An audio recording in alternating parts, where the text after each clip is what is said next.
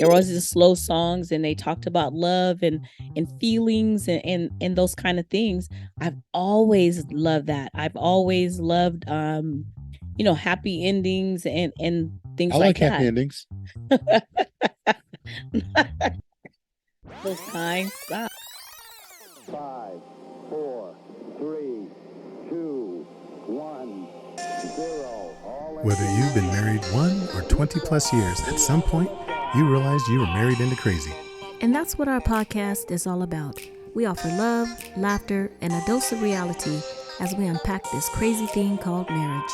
So sit back, relax, and get your ear hustle on. It's time to start the conversation. All right, let's go.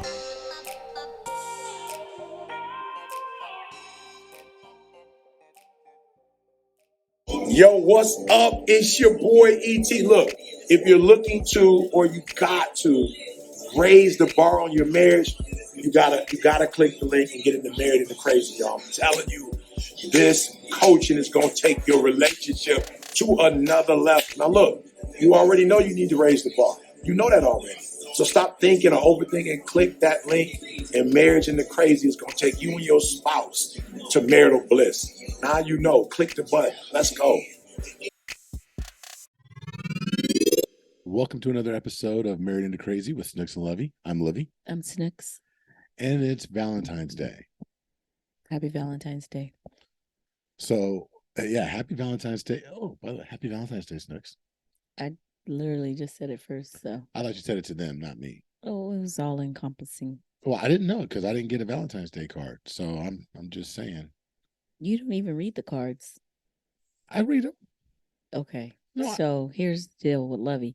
Lovey will, he may read them, and then I'll find it somewhere. I'm like, what? Okay. At least with my cards that I get, I put them up and they sit there for a minute. The envelope may be on top of it. I'm like, wow, seriously? no, I So read them and I have them out for a little while, but then I eventually toss them. you don't have them out. And here's the thing that with cards though, have you noticed that cards are like gifts? They're Oh, like $6 for a very nice card. So I'm like, do they want the money or do they want the card? Do they want the gift? So it's crazy. So before it used to be like, ooh, they made a card. That's cheap. They're being cheap. Now it's like, ooh, they're being creative. yeah, It's completely shifted. seriously. I actually like that a little bit better. Only because for me, there are cards that they look nice, aesthetically. I'm like, oh, I love the way it looks or what have you. But it'll say some good stuff, and then there'll be like one little paragraph that doesn't apply to anything. And I'm very personal with when I get the cards. I wanted everything on that card to be exactly how I feel. So I end up sometimes I used to get like two cards and okay, here's one and here's another one. But I prefer if you were to handwrite me a card because that means you put effort into it and you thought about what it is that you wanted to say. And I know that it came from the heart. Mm. Right. I know exactly what you mean because there's times I'm sitting here, I'm like, ooh, I like this card. Like you said, I like the aesthetics. I like the way it feels, the look. I'm like, Mhm. oh, this is so us. And then I read about 3/4 of the way and I'm like, No, yeah, it's just okay, that's that's does not not us. apply. No, that's not. Exactly. Nope. I'm thinking, can I cross that off? Would it look really bad if I just kind of like do a Does not light apply. strike through, scribble Yeah. it out, write my own stuff? It's so funny. I have a friend, and what she and her husband did, they don't really do Valentine's Day either, and they've been married for a while. They were at the store. She just told me this the other day. They're at the store, and so she challenged her. She's like, "Hey, quick, meet me over here." So they go over to the card aisle, and they went over there, and she said, "Pick me out a card, and I'll pick you one out here, and we'll read them out loud here in the store And put them back. and put them back." They did. That's funny. That's exactly what they did. I told her I was going to try and do that, but we didn't get a chance to just because we hadn't made it to the store. That's hecka funny. But that's real life, real story. And if you're listening, That's PD funny. Ware, I told you I was going to use that. So that was that's real life. That's hecka funny. I But like these are that. these are the things we do, folks. We've been married for almost 26 years. Like almost. We've been married for 26 plus years. And these are the things we talk about, we come up to. And if you've been listening for a while, I'm not a huge proponent for Valentine's Day because I believe in love 365, that we should be trying to really show each other that we love each other, not just, have this big hurrah on one day. Now, don't get me wrong. We are going to be going out to dinner tomorrow, not tonight, because for Valentine's Day, I've got volleyball practice. The things I sacrificed for volleyball. years, for over a decade. Snooks has sacrificed birthdays, Mother's Day, Valentine's Days, anniversaries, holidays for volleyball. Mm-hmm. The life of a coach's wife. I thought that we were done. I was excited. And then he's like, one more year. And then after that, I was like, one more year. Yeah. No, I mean, I'm cool with it, especially, I know it's super hard to get into a restaurant or whatever on Valentine's Day. One thing that we used to do, and this is so funny because the girls actually kind of called us out on this. We would do our own Valentine's celebration at home, and they got flowers and they got a gift, and we would have dinner, and it was like a big thing, and they dressed up and stuff. And we did that because I wanted them to experience that, so that not some little knucklehead come and, try to wine and dine them real quick, and then they get all fall all head over heels, and they, so they'd be like, oh, we used to do this all the time. You got to step up your game, bruh. Right. But last year, and this was like in November or something, I don't know how Valentine's Day came up. They're like, you know what? We haven't gotten a Valentine's Day gift in a while. And I was like, well, Valentine's is in February.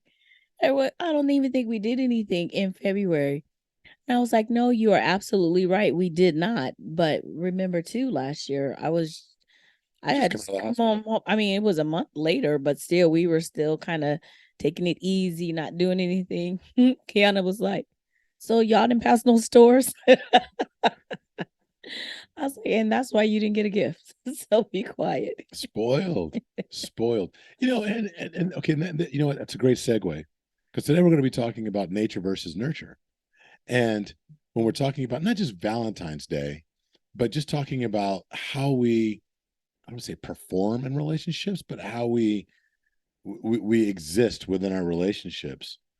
It came up the other day with an individual talking about nature versus nurture, and really started getting our wheels turning as to how that shows up in our relationships. And so you're talking about what we're trying to do is create a nurture, right? Create an environment where the girls had a norm of, no, this is what it's supposed to be. This is how I'm supposed to be treated. It's not, it's the norm. I am a princess. I am a queen. I am good enough. I am enough. And excuse me. And so that when somebody comes and tries to show out, they're like, that ain't nothing new, bro. Right. Bring your A game. So that's a nurture aspect of it, right? A+ game. Mm-hmm. Right. Whereas nature would be, something that they create. Like, okay, it's in me. I'm such a loving individual that I want to do these things. It just comes naturally. So some people believe that they're not built for relationships, or at least that they have a hard time dealing with the relationships. And they're wondering, is it because of the environment I grew up in? Or is it just because that's just not me, or that I'm just not built for that? I think that there are some people who use either one as an excuse not to do better. So, well, that's just how I am, or that's just how I was raised, or that's what I saw, or just kind of those kind of things. And it's like, so are you using that as an excuse not to try to do better?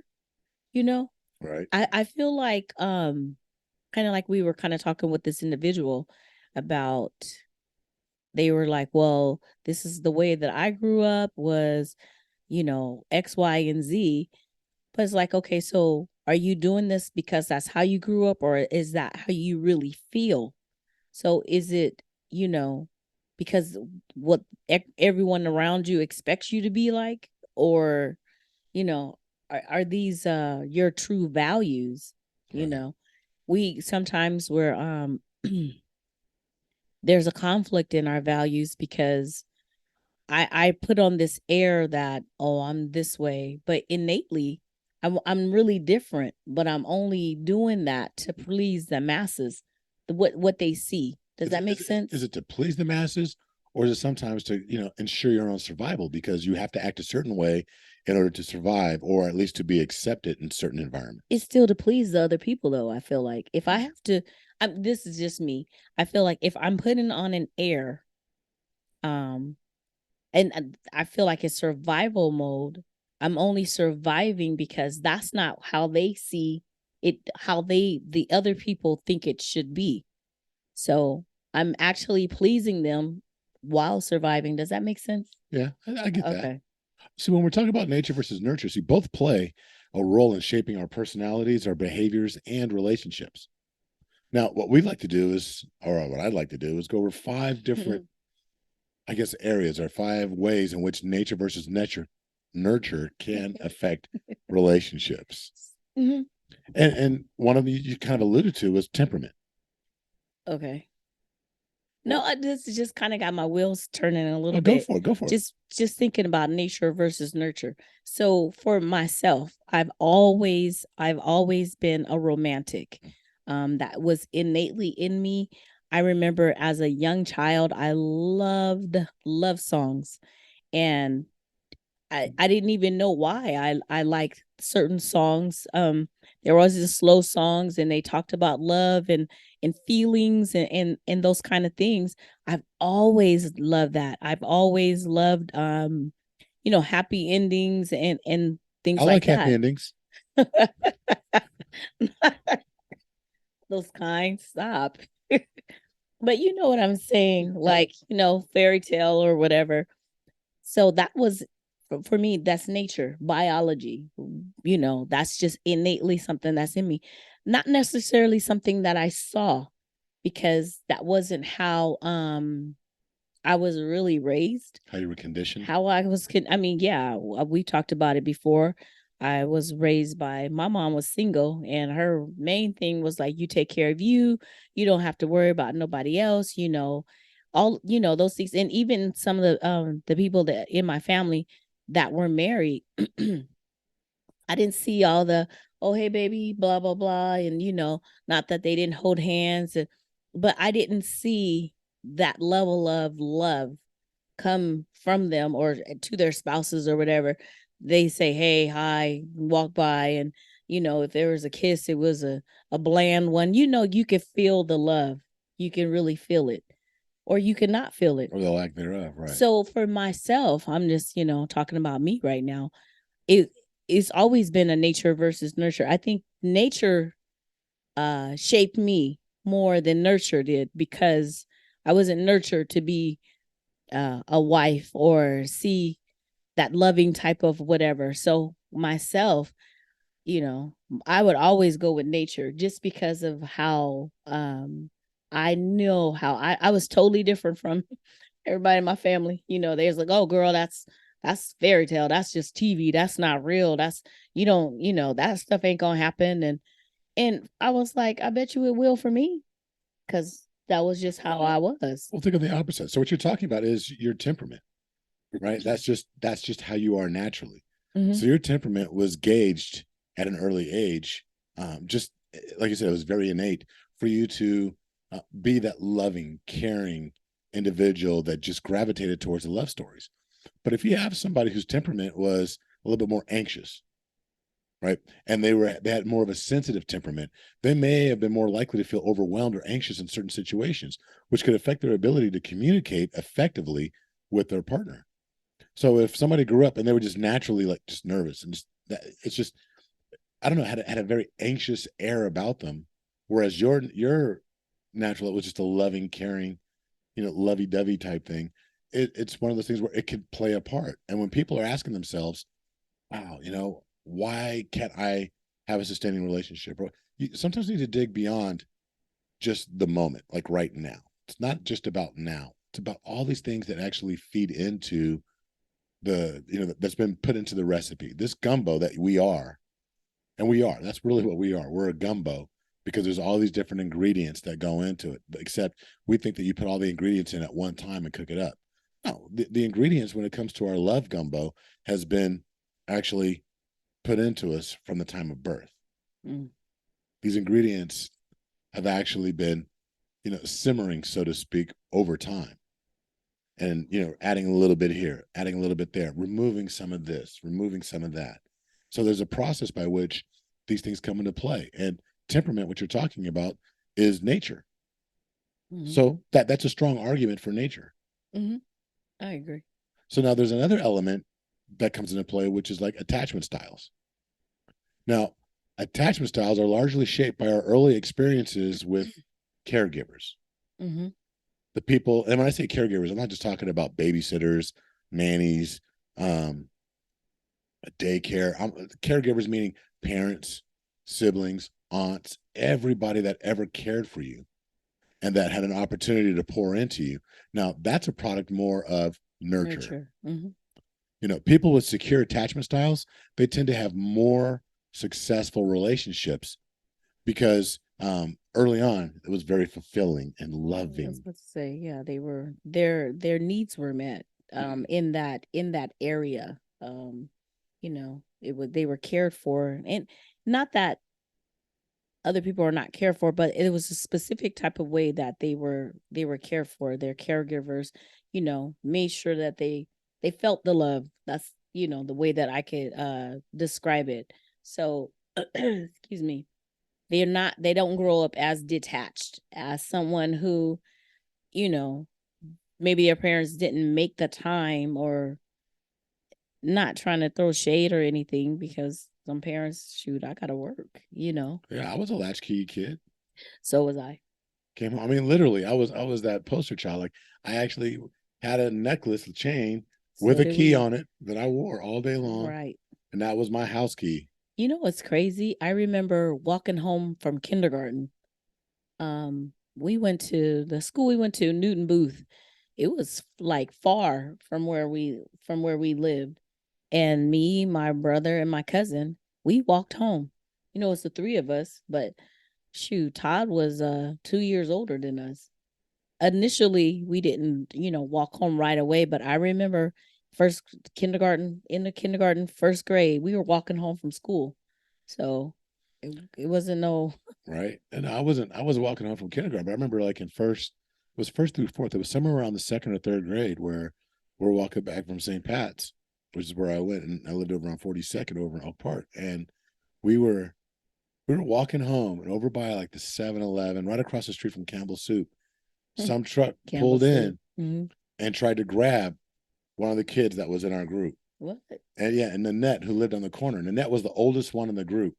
And I look back, and Annette was so much bigger than us, but she was probably only like in fourth or fifth grade when we were like in first and second grade. And she told her about run, and we all ran, and everybody got away. But you just made me think about that right now. But it was just one of those things where we were walking home, Wow. and this has absolutely nothing to do with nature versus nurture. We're just going down memory lane. Just a memory. Oh, That's funny. but even so, but even though there was the attachment style for my family was very not purposefully, but detached. My mom worked her butt off. I mean, she worked her butt off, bent over backwards to put me through private education, private school. So, like I said, I was a latchkey kid. I'd come home and, I'd have that kid. But bottom line was, if I wasn't at home, I was at practice of some sort for athletics, at sports. I was either on the football field, the basketball court, or the track, or I was home doing homework. That was it. No time to run the streets. Yeah. I'd run the street between school and home, and that was about as far as I got. And then it's funny, my family was attached to the things I did, but weren't necessarily attached to me as an individual. I get that. It's funny too, because just even thinking about like your mom and so many other moms and dads who they gave their all for their kids to have a better life. But some of that giving of themselves, working that extra time, and there was such a excuse me, there's such a big part of them was lost. You know, they lost a lot of intimacy with their children because they weren't there. That's one thing that we talk about, you know, with even with couples. How present are you? Don't do all this stuff to I want to give you the world. I want you to have this big glamorous house and this fancy car and you know buying these Birkin bags or whatever they are. You know, those very expensive bags and stuff. So you're working, always thinking about the things that you can give the person, but you're not there. You know, the very person that I said I do to or I'm in this relationship with, um, I all I want is you. Now, all that other stuff is great, but I I'm not finna lay down in the bed with my bag. You know, my bag Some is gonna people be do. cold. Well, that's true. But that just made me think about, you know, the sacrifices or the trade-offs. Are they always worth it? You know? We have to that's one thing that we have to really think about. And like we try to keep it away from sacrifice and even keeping it more positive. Is the trade-off worth it? Because I have all these things now, but you could end up being a stranger to me in my own home. True, because you've placed so much emphasis on these things, and if you've grown up with, and there was an attachment style that just the nurture of if there was any disconnect whatsoever, and you're having difficulty with trust and intimacy now as an adult, you know, it could be traced back to those types of things, Mm-hmm. and it's very real because is one better than the other? Nurture versus nature? I don't think one is better than the other, but I do think that we have to look at is it serving you? Mm-hmm. Is your and we can't be so resolute because look, it's been proven that our cells, you know, replenish every single day. You cast off old cells. There used to be a thought where your brain cells could never actually what you have is what you have. And once your brain cells die off, that's it. Well, there's a thing called neuroplasticity now, where we now have learned that nope, that's not the case. We can actually generate new brain cells. And we can relearn things. You can teach an old dog new tricks, but the willingness has to be there. Mm. And you have to want it. And like you mentioned, sacrifice versus trade-off. We want to talk about, you know, or share with you that people should look at things as a trade-off, not as a sacrifice. So when you're talking about what I have to give up, it's not what you have to give up, it's what you have to trade. Think of it as an exchange.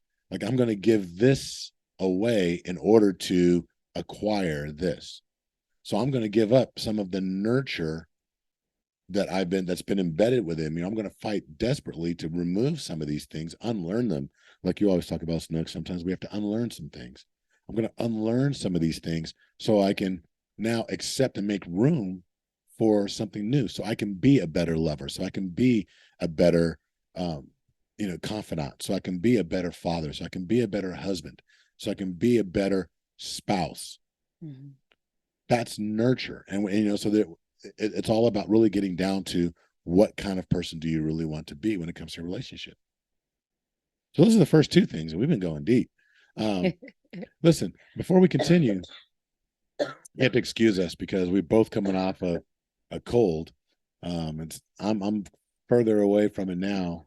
Snooks is just now getting on the other side of it because you know we have little ones now that bring, you know, the goobly gooks, the sickness into the home.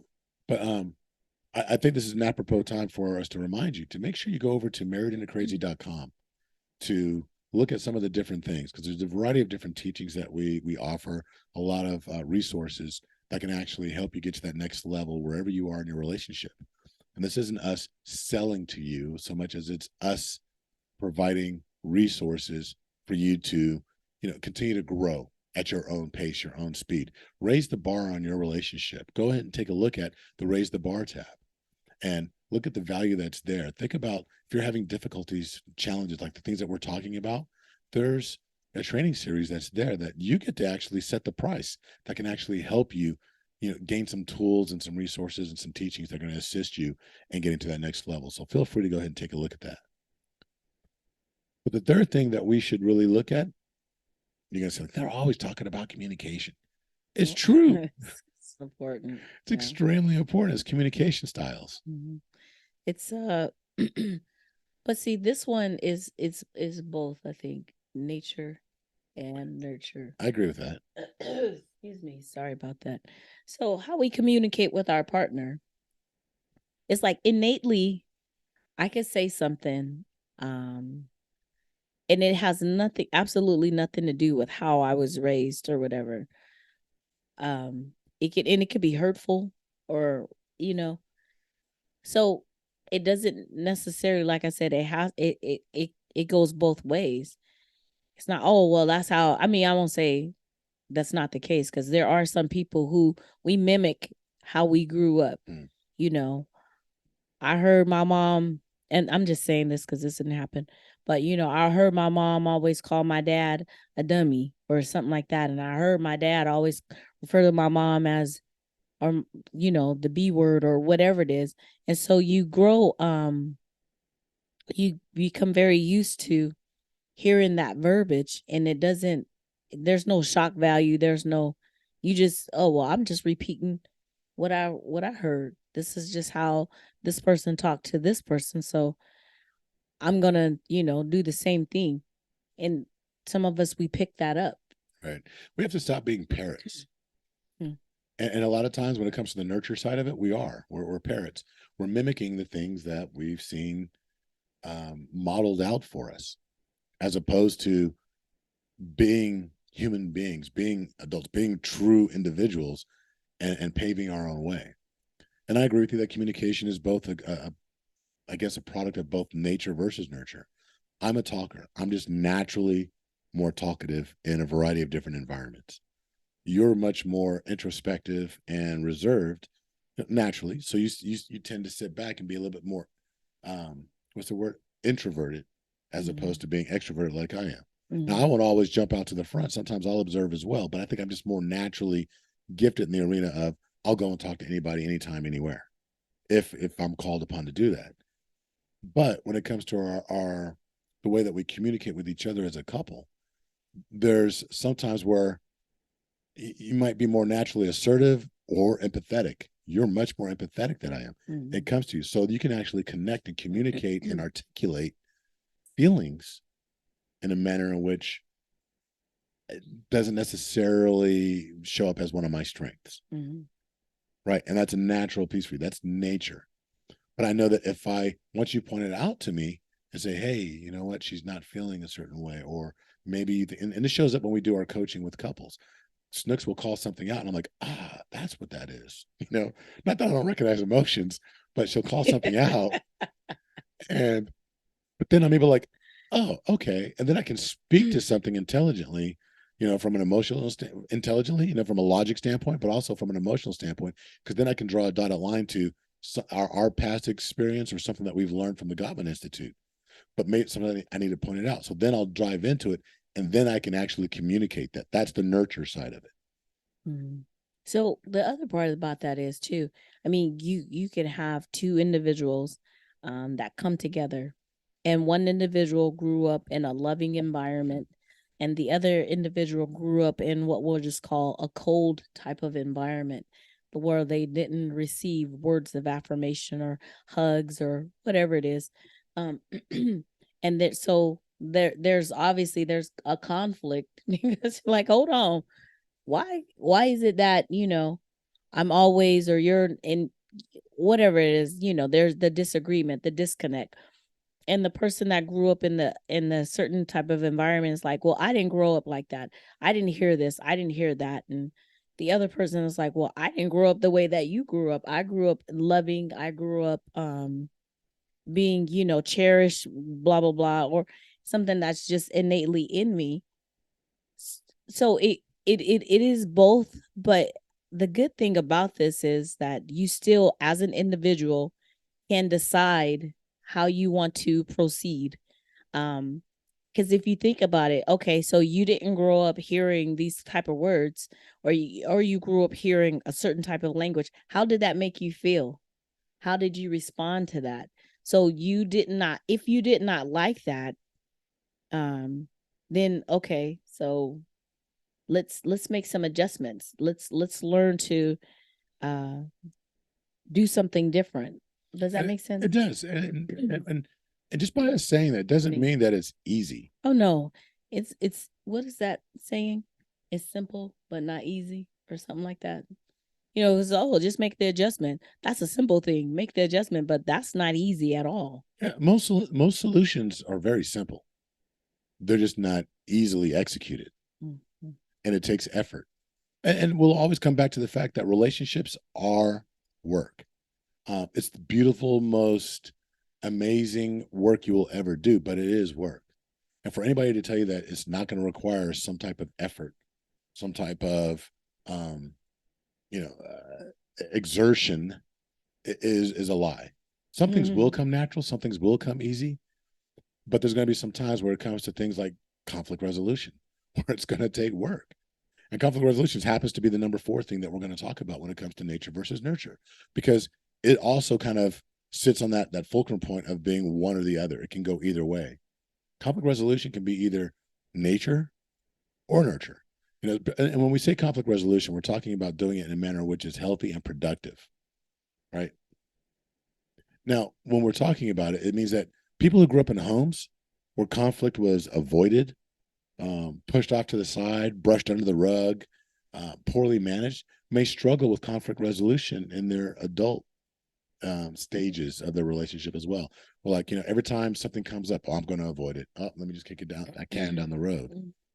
Whereas a person that actually grew up in a home that, something came up, they saw their parents not yelling, but sitting down and having discussions. Well, and they see them kind of negotiating, if you will, recognizing that when they come to the kitchen table to talk about their bills, and they come to the kitchen table to talk about some of the challenges that are taking place, maybe coming to the kitchen table talking about vacations they want to go on. There's this resolution that takes place where they see it's done in a healthy manner. Now, the nature part of it is, I don't care who you are. Once you met with some type of opposition, more times than not, you're immediately like, no, I want it done my way. Mm-hmm. And it takes some maturity to be able to say, even though I want it done this way, let me listen to what this other person has to say. And then you start to find some resolution to where it meets both of your needs, the needs of the relationship, and not necessarily just my needs or just your needs. So there's a balance there of nature versus nurture. I'm sorry, I'm enduring that whole conversation piece. Oh, you're good. And I was just thinking while you were talking though, even those people who've seen their parents argue, I don't feel like just because you saw your parents argue, that means that there's something wrong. I think you see them get into it, that's natural, because you're going to have disagreements. I mean, not physical, not fighting, but like there have been times when I raised my voice and you raised your voice. We made it a rule, we don't fight in front of the kids, but there have been situations where I'm like, what are you talking about? Blah, blah, blah, whatever. It might get a little heated, but then they see us resolve it also, because I don't ever want my kids or anyone to have this misguided thought that you will never have conflict, oh, my parents didn't argue, even not just, well, all they did was sit down at the table and they, I think that's a farce. That's just me personally. And maybe because I'm speaking from, I know my own emotional self, there's going to be some riled up feelings or whatever. But just to be able to see that we could have a disagreement and sometimes it gets heated and be able to work it out. And we're still the next day, we're still loving and we're, oh, we got past that. Right. You know what I'm saying? Well, and also, let's be careful too when we talk about conflict resolution. Every time there's conflict doesn't necessarily mean it's there's a resolution for it. Well, hey, there's a resolution for it, but I was going to say, just because it appears to be conflict, it might be different. Like conflict to us might be very different than what's perceived as conflict somewhere else, exactly, in another household. Because there's couples that we've worked with in the past where, based on the way that they were raised, that it's absolutely natural for voices to get raised and the meter of speech to pick up, and we're going to talk, and to them that's like, wait, there's no conflict. This is just how we talk. That's true. But somebody that grew up in a much more subdued, reserved household. You're like, wait, what's happening right now? For real. What's going on? Folks, we can't tell you how many times over the years, all the couples that we've worked with, where it was just getting used to that, recognizing and reconciling that somebody's like, okay, something's going on. And like, you're getting nervous. All of a sudden, all of your triggers are being hit. And it's just the way these other folks just operate. And it takes time for you to recognize, like, oh, okay, they're not about to kill each other. They're not, that's their volume. That is like that. Okay, my 10 is their 3. And you get used to it over time, or you recognize that, okay, I don't have to have my guard up. And even be able to resolve that, to recognize that, okay, it's just different. Not better, not worse, just different.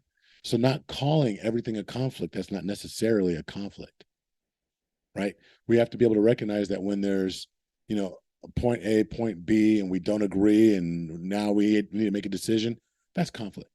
And we need to actually, find a way to resolve that. How do we find a solution to actually meet the needs of everybody involved? But then when it's just like, oh, my volume is different than your volume, and the meter of my speech is different than the meter of your speech, that might not be conflict. That just might be, we've got to find a way to where we can actually find middle ground to where we can communicate each other and nothing's lost in translation. Yeah. So let's look at that. So, but honestly, it is nature versus nature. It could be one or the other or both, right? Sorry. No worries. And the last thing, the fifth point, I don't think no matter where you go, people are, she's trying to give it back to me, y'all. Look, I'm giving gifts. I think I got sick, first from Isaiah, and I gave it to her. Yeah. And now she wants to give it back. See, on Valentine's Day, might be the only gift we give each other. Got me laughing. Look, the last thing, and I think it's probably the one that underlines everything, is values and beliefs. Our values and beliefs about relationships, right? These are the things that we carry into our marriages, right? It's the things that we bring from our past, from our last relationship, and the one before that, and the one before that, and the one before that, and what we saw as youth, are shaped by both nature and nurture. Yeah, excuse me. So yeah, I feel like that too.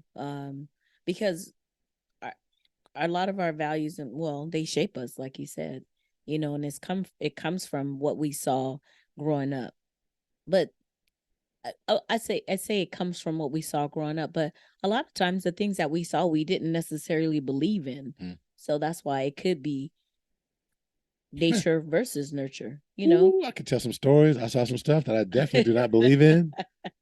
And I'm not going to say anything out of respect for my elders, but no, but you're right. There's things that we saw, but I will also say that there might be things that we witnessed that, like, okay, so the last podcast, you talked about 3 tips to be a better wife.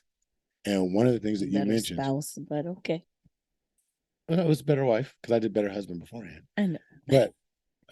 But no, one of the things you talked about was independence, right? So while, and depending upon whether or not values and beliefs, if you grew up in a more conservative or traditional way of relationships, the man does this, the woman does that, gender roles and stuff. Yeah, just gender roles, all of that. If there was a relationship or an environment in which somebody grew up in their independence was very much a mainstay, was like, a pillar of that home, and then somebody steps in and they're like, oh, your independence, that makes me feel some kind of way, like you're pushing me off, that can cause a challenge, and some of it is nature. Like this is just always the way I am. Like I'll tell you right now, Isaiah, nature versus nurture. He's 3 years old. That's an independent little boy. He wants things done his way, and that's like the only way. And so there's a lot of nature there. We're learning how to nurture that in a manner in which, it's not going to overrun or cause everybody else a bunch of strife. But I don't want to dampen that. I'm ready to put him out. but that's nature. I can see it there. Whereas you're trying to teach somebody to be independent, and that's more nurture. Like, okay, this person's too dependent. I need to help them learn how to do things on their own. And then as you start to create opportunities for them to become more independent, what have you, that's more nurture. But that comes down to the values and beliefs of the different homes that you grow up in, the communities in which you were raised. It's funny. I thought you were going to talk about, I felt it was kind of going towards back to when we first got married. Oh, we can take it there. No, I was like, okay, just No, how the differences. Like you said, well, I mean, one thing you talk about gender roles and that kind of thing. Um, I was different. I don't know from what you expected it to be, you know. um, you were different. I just had this idea that, and which is funny because my mother was extremely I was independent. just thinking about that too, which is really odd, but My okay. mother is as independent, she was, God bless her, was as independent as they come, because she was forced into that role to be an independent woman. I mean, my parents got divorced when I was 2 years old, 2. Mm-hmm. and here we are. So that was like 52 years ago, almost 53 years ago. And even with growing up in that environment where she was that strong woman, where we got together, I had this thing in my head where it was like, I'm going to be the man, let me lead, whether it was leading in my household or leading on the dance floor. I was like, let me lead when we sit there Oh dancing my together. gosh, she used to always complain, "Can I lead now?" I'm like, "I'm just dancing. Like, I want to groove this I'm way. just She pushed me that way. regular." And I was like, okay. And we're still working on it, folks. We got lessons coming up at the Arthur Murray School of Dancing. Whatever. And I tip them all the time. Make sure you emphasize that I'm supposed to lead. Oh, brother, ever. No, but it is. It's part of the way that you deal with these challenges and your conflicts when it comes to relationship. But it all stems from everything we've talked about thus far. It's all about your values and beliefs. It's your values. How my voice is heard. It's your values when it comes down to how we're going to resolve conflict. Mm-hmm. And there is an element of nature versus nurture in some of these things. Some things are just nature. Doesn't make it, set in stone. Some things are nurture. It was learned, but learned over a long period. Does not make it set in stone. Mm-hmm. We can change things when the reward is worth it. And I think we're both here to tell you, and I hope you agree, that your relationship, your marriage, is always going to be worth it. If it's enriching, if it's rewarding, if it's something that you took vows for in the eyes and the presence of God, and it's worth working for, and there's no abuse involved, right? Mm-hmm. We're talking about, whenever we talk about salvaging relationships, if it's something where a person is not physically, mentally, financially, emotionally, any way you can think of abuse, we don't condone that in any way. Mm-hmm. We tell you to seek coaching, seek counseling, to work your way through that. And if there is truly something where you're endangered, you need to move on for your safety. But if there's something where it's just, we need to work through some emotional things, we need to work through some nature versus nurture, we need to work through some stuff that I brought into this relationship or that my spouse brought into this relationship, work through those things. Mm-hmm. Right? But know that we can learn new tricks. We can always grow, just like your cells in your body are always replenishing. We can replenish the ways in which we've learned, and we can unlearn some things so that way we can have a beautiful, fruitful relationship. Yeah. So that's our Valentine's Day message. We hope you had a wonderful Valentine's Day, because this will air the day after Valentine's Day. Mm-hmm. We love you guys. We hope you have an amazing marriage, and please remember to stay married into crazy. And remember, sometimes it's just crazy, but what we're talking about is compassion, real, accountable, zealous, and yielding. So until the next time, be blessed. Bye. Bye-bye.